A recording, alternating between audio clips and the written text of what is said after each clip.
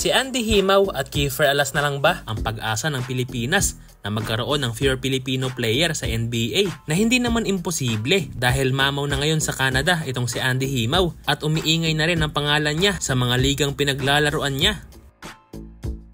Marami na nga mga Filipino player ang sumubok na makatongtong sa pinakasikat na liga sa mundo ng basketball at yan nga ang NBA tulad ni Japet Aguilar, Kobe Paras at Kai Soto na ngayon ay meron pang dumagdag sa listahan at yan si Kevin Kiambao na biguring makakuha ng offer sa mga NBA team, especially sa mga team na naglalaro sa NBA Summer League. Kaya panibagong Filipino player na naman ang hindi natupad ang NBA dream. Ngunit dito na ba magtatapos ang pangarap ng mga Pilipino na magkaroon ng kahit isang pure Filipino-blooded player lang sa NBA? Well, ang sagot ay hindi. Dahil meron pang dalawang batang Pilipino na nangangarap din na makapasok sa NBA na kasalukuyang nag-aaral at naglalaro ngayon sa Amerika.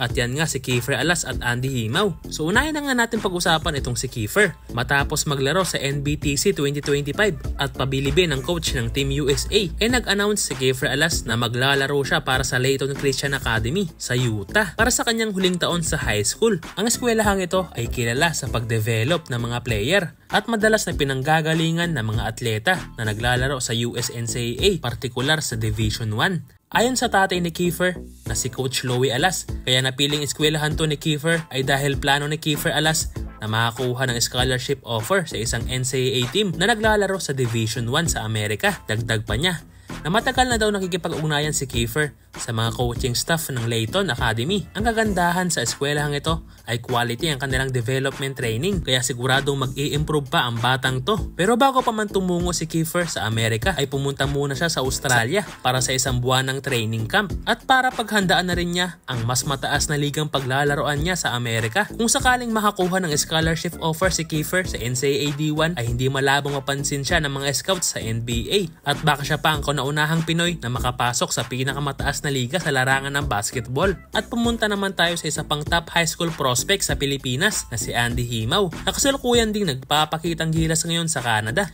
At ang update niya kay Andy Himaw ay kasalukuyan siya ngayong naglalaro sa isang basketball club na nagngangalang Red Rush Canada. Naglalaro ang basketball team na to sa mga international league gaya ng William Jones Cup at napapabilang na din ngayon si Andy sa listahan ng mga rising star player ng Canada. At kung tinitingnan ko talaga ang mga recent highlights ng batang to ay napapasabi na lang talaga ako na bagay sa kanya ang katunog ng kanyang apelyido na Mamaw. Dahil halimaw na talaga maglaro itong si Andy. Katulad ni Kiefer Alas ay gusto ring makakuha ni Andy ng isang NCAA Division 1 offer. Kung sakaling mangyari yun, ay malaki rin ang posibilidad na makapasok siya sa NBA in the future. Kaya abangan natin mga boss kung ano nga ba ang magiging karera ng dalawang batang to sa Amerika.